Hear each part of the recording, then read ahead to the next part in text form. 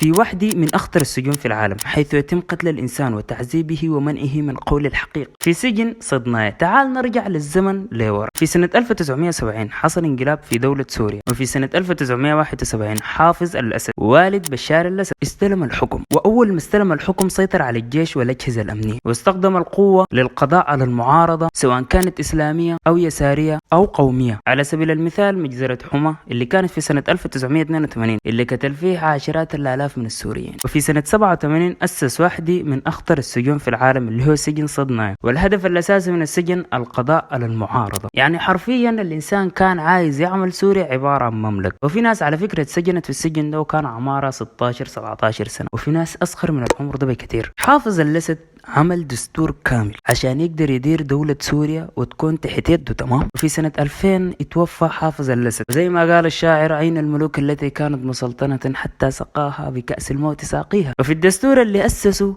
ممنوع